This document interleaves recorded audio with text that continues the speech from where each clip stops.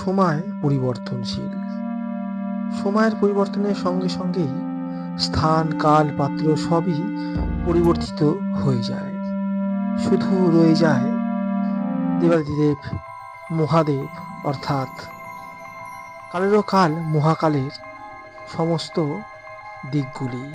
ঠিক তার মধ্যেই পূর্ণ শ্রাবণ মাসেই আজকে আমরা চলে এসেছি এক ৩৫০ বছরের প্রাচীন শিব মন্দিরের উদ্দেশ্যে, যে মন্দিরটির কথা বিশেষ করে খুব কম লোকেরাই জানে। এগুলো সব ইংল্যান্ড, ইতালি, বাইরের কাস্টম সব এই মন্দিরের অভ্যন্তরীণ কারুকার্য এক কথায় দেখার মতন। তো এই যে মন্দিরটা, এই মন্দিরটা কত বছর প্রাচীন মন্দির? এটা ৩৫০ থেকে ৪০০ বছরের পুরনো মন্দির। ৩৫০ থেকে ৪০০ বছরের প্রাচীন মন্দির। প্রাচীন মন্দির। আচ্ছা, যেটা কিন্তু অনেকেই কিন্তু জানেন না। দেখতেই আমরা কলকাতায় এমন এক শিব মন্দিরে চলে এসেছি যেটি কিন্তু প্রায় ৩৫০ বছরের প্রাচীন শিব মন্দির। এই মন্দিরের শিব মন্দিরের প্রবেশ করলেই এক আলাদাই ভাইব্রেন্ট কাজ করে, যেটা এখানে এলেই ফিল করা সম্ভব। মন্দিরের আদিনাথ ভগবান শঙ্করের নামেই মিলবে মনের শান্তি এবং প্রশস্তি। দেবাদিদেব মহাদেবের সঙ্গে আপনারা এখানে এসে অন্য দেবদেবীরও দর্শন করে নিতে পারেন একই দিনে। ইচ্ছা করলে পূজাও দিতে পারে।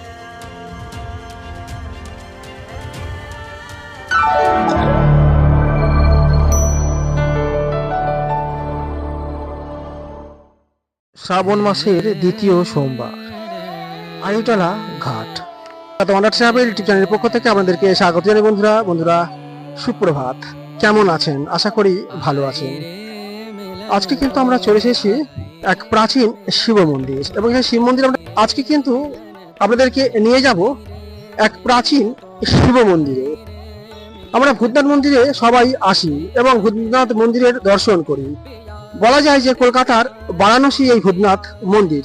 ভূতনাথ মন্দিরে প্রতিদিনই প্রায় হাজার হাজার ভক্তরা আসেন ভূতনাথ মন্দিরে দর্শন করতে, কিন্তু অনেকেই হয়তো জানেন না যে এই ভূতনাথ মন্দির থেকেই ঠিক ৫ থেকে ১০ মিনিটের দূরত্বেই রয়েছে আরো একটা ঐতিহাসিক প্রাচীন শিব মন্দির। সেই শিব মন্দিরটাই কিন্তু আজকে আপনাদেরকে খোঁজ দেব। চলুন, কি করে আসবেন এবং কোন কোন দিন পুজো দিতে পারবেন এবং মন্দিরটাই বা কিরকম দেখতে, সবটাই কিন্তু জানতে পারবেন আজকের ভিডিওর মাধ্যমে। চলুন আমরা দেখতে থাকি আজকের এক প্রাচীন শিব মন্দির। মন্দিরটা সামনে থেকে অনেকটা এই রকমের দেখতে লাগে। কারুকার্যগুলো দেখে অনেকটা রাজস্থানীয় যে শিল্পকলা, তার কথাই বারবার মনে পড়ে। মন্দিরের ভেতরের আর্কিটেকচার এক কথায় দেখার মতো। এখানকার অনারের সঙ্গে কথা বলে জানতে পারলাম আমেরিকা, জার্মান, বেলজিয়াম থেকে পাথর এনে নাকি এই মন্দিরের কারুকার্যগুলো তৈরি করা হয়েছিল প্রায় আজ থেকে ৩৫০ বছর পূর্বে। সেগুলো সবই আস্তে আস্তে করে আপনাদেরকে দেখাবো। মন্দিরের সোজাসুজি রয়েছে ভোলানাথ মহেশ্বরের শিবলিঙ্গ, এবং তার আগেই রয়েছে আরো অন্যান্য দেবদেবী। সেইগুলো কি দর্শন করতে করতে আমরা যাব ভোলানাথের দিকে। সামনেই দর্শন করতে পারছেন এখন রাধা কৃষ্ণের একটি অপরূপ সুন্দর যুগল বিগ্রহ, এবং এই মন্দিরের যে কারুকার্যগুলো দেখতে পাচ্ছেন এগুলো সবই কিন্তু সেই পাথর দিয়ে তৈরি। অর্থাৎ বেলজিয়াম থেকে আরম্ভ করে আমেরিকা, জার্মান, এই সমস্ত জায়গাকার সমস্ত যে দামি পাথর সেইগুলো দিয়েই কিন্তু খোদাই করে করা হয়েছে এই মন্দিরটির বিগ্রহের বিভিন্ন রকম এই সমস্ত ইউনিক ডিজাইনগুলো, যেগুলো কিন্তু আজ কিন্তু সচরাচর কিন্তু কেউ তৈরি করতে যেমনই পারেন না, তেমনি কিন্তু করাও তেমন সম্ভব নয়, এবং যদিও করা যায় তবু প্রচুর ব্যয়বহুল। এবং সামনে দেখতে পাচ্ছেন হনুমানজির একটি খুব সুন্দর বিগ্রহ, এবং নিচের এই সমস্ত পাথরের কাজগুলো দেখুন কতটা ইউনিক ডিজাইন। হনুমানজির দর্শনের ঠিক পাশেই কিন্তু যে কক্ষটি আমরা দেখতে পেয়ে যাব, এখানে কিন্তু ব্রেজবান রাম, সীতা এবং লক্ষণজি, এবং তার পাশে কিন্তু দেখতে পেয়ে যাবেন হনুমানজির একটি খুব সুন্দর বিগ্রহ, এবং ভোলেনাথের একটি ছোট্ট লিঙ্গ কিন্তু এখানে আপনারা দেখতে পাবেন। এবং অসম্ভব সুন্দর যে কারুকার্যগুলো দেখতে পাচ্ছেন এগুলোই কিন্তু এই মন্দিরের আসল ভাস্কর্য এবং সৌন্দর্য। এবং তার পাশেই কিন্তু রয়েছে গণেশজির এবং মা লক্ষ্মীর খুব সুন্দর একটি বিগ্রহ। এই মন্দিরটা কত বছর প্রাচীন মন্দির? এটা ৩৫০ থেকে ৪০০ বছরের পুরনো মন্দির। ৩৫০ থেকে ৪০০ বছরের প্রাচীন মন্দির। প্রাচীন মন্দির। আচ্ছা, এই মন্দিরের নামটা কি আছে? এই মন্দিরটা মোটামুটি হালদারদের শিব মন্দির বলেই অঞ্চলের লোকজন জানে। হালদারদের শিব মন্দির। হ্যাঁ, হালদারদের শিব আচ্ছা, মন্দির, আচ্ছা। রায়গীতলা। আড়িতলা হালদারদের শিব মন্দির। হ্যাঁ, আচ্ছা, কারণ কি ভূতনাথ মহাদেবের কথা, কিন্তু এই মন্দিরটা যে এতটা সুন্দর এবং প্রাচীন সমসাময়িক মন্দির, তার সাথে কিন্তু অনেকে হয়তো জানে না। এইগুলো হয়েছে 120 বছরের মতো। এই শিব মন্দিরটা আগে ছিল। আচ্ছা শিব আচ্ছা আচ্ছা মন্দিরটা 350-400 বছর, আর এই জায়গাটা ফাঁকা।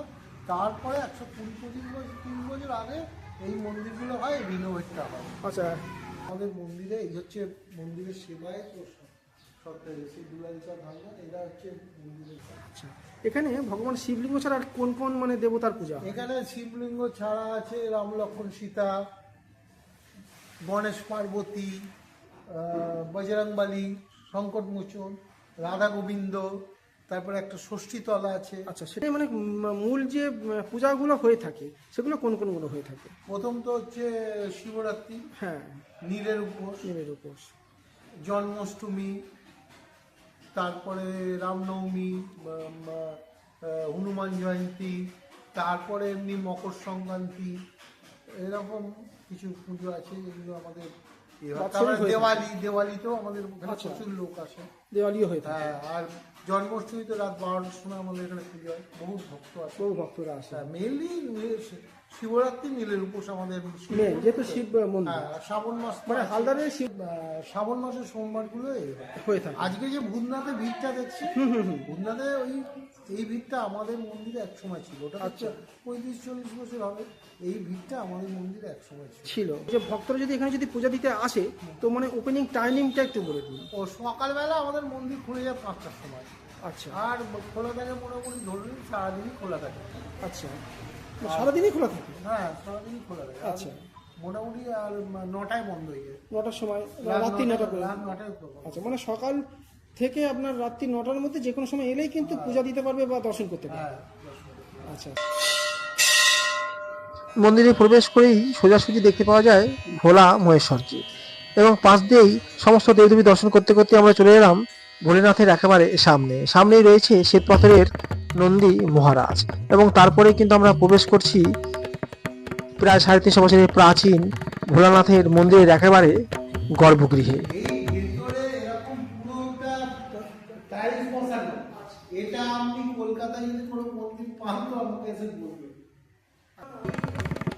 দেবাদিদেব মহাদেবের মন্দিরের যে অপরূপ যে কারুকার্য, সেগুলোও কিন্তু বাইরের থেকে এই সমস্ত পাথর নিয়েই কিন্তু খোদিত করে করা হয়েছে, এবং দেখতেই পাচ্ছেন দর্শন করতে করতে কিন্তু একের পর এক কিন্তু পূজারীরা আসছেন এবং ভগবানের অভিষেক করছেন। দেখতেই পাচ্ছেন কি সুন্দরভাবে কিন্তু অভিষেক করা হচ্ছে চন্দনের সাহায্যে।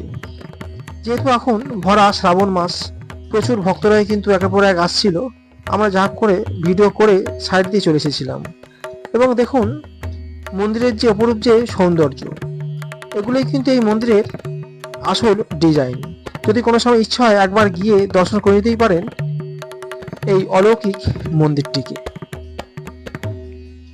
এই প্রাচীন শিব মন্দিরের গর্ভগৃহে প্রবেশ করা মাত্রই কিন্তু একটা আলাদাই কিন্তু ভাইব্রেন্ট আপনারা অনুভব করতে পারবেন। এটি কিন্তু প্রাচীন শিব মন্দিরের যে জাগ্রততা তা প্রমাণ করে, এবং এখানে গিয়ে কিন্তু আপনারা ইচ্ছে মতন অভিষেক করতেও পারেন শিবলিঙ্গের, কোনো বাধা নিষেধ নেই।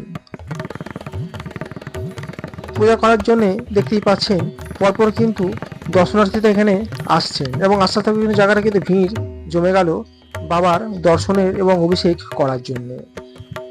এবং দেখতেই পাচ্ছেন অপরূপ সুন্দরভাবে কিন্তু বাবাকে অভিষেক কিন্তু করা হচ্ছে, যা সত্যি এক দেখাই পূর্ণের প্রকাশ। এবং আগেই বলেছি, যেখানে ভোলানাথের দর্শনের সঙ্গে সঙ্গে আপনারা অন্যান্য দেবদেবীরও দর্শন করে নিতে পারবেন, যেমনটা ভিডিওতে আপনাদেরকে দেখিয়ে দিলাম।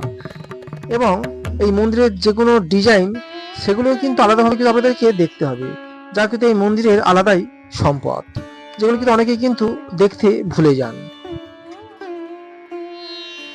এই মন্দিরে দর্শনের জন্য 12টার থেকে সাবারের মধ্যে আপনারা চলে গেলে সবচেয়ে ভালো, এবং না হলে বিকাল 4:30 পর।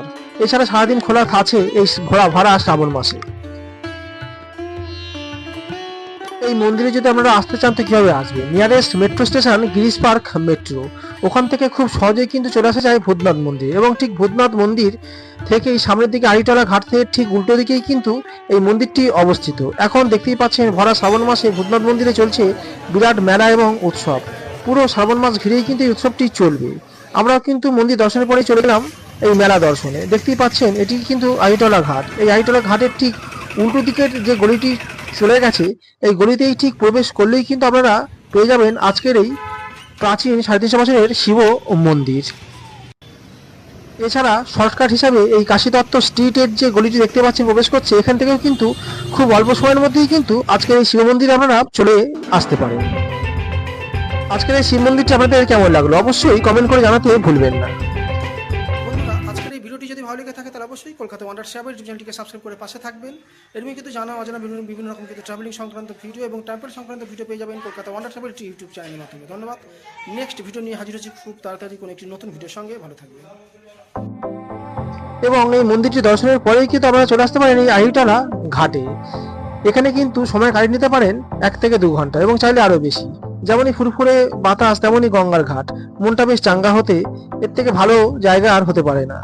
এবং এখন যেহেতু ভরা শ্রাবণ মাস, তাই কিন্তু চলছে মেলা, সেই মেলাতেও কিন্তু এখন ঘুরে নিতে পারেন। দেখতেই পাচ্ছেন গঙ্গার ঘাট দিয়ে আমরা এখন সামনের দিকে যাচ্ছি, কারণ কি যেহেতু একটুখানি সময় ছিল এবং অন্ধকার হলে অর্থাৎ সন্ধ্যেবেলাতেই কিন্তু নেমে আসবে আলোর এক রসনাই, কারণ চলছে মেলা। এখন আমরা মেলাতে প্রবেশ করলাম। দেখুন বিভিন্ন রকম কিন্তু লোকনাথ বাবু থেকে আরম্ভ করে বিভিন্ন রকম কিন্তু এই সমস্ত ডিজাইনগুলো কিন্তু দেখতে পাওয়া যাচ্ছিল। এই সমস্ত আলোর উপরে করা হয়েছে ডিজাইনগুলো, দেখতে বেশ ভালো লাগছিল। এগুলো দেখতে দেখতে আমরা চলে গেলাম ভূতনাথ মন্দিরের এবং মোটা মহাদেবের সামনে। আপনারাও চাইলে কিন্তু এই শিব মন্দিরের সঙ্গে মোটা মহাদেব এবং ভূতনাথ মন্দিরটিও দর্শন করে নিতে পারেন। আমরাও যা করে নিয়েছিলাম। মেলাতে প্রচুর দর্শনার্থী এবং বাঁকে করে গঙ্গা জল তো নিয়ে বাবার মাথায় ঢালানোর জন্য তো অগণিত ভক্তরা তো আসছেই। এক কথায় কিন্তু দেখতে বেশ ভালোই লাগছিল। এগুলো দেখতে দেখতেই কিন্তু আমাদের মনটা বেশ ভরে যাচ্ছিল। একই দিনে 3টি ভগবানের দর্শন আমরা করে নিলাম, অর্থাৎ বাবা ভোলানাথের। এই করতে করতে আমরা চলে এসেছিলাম বাড়ির দিকে।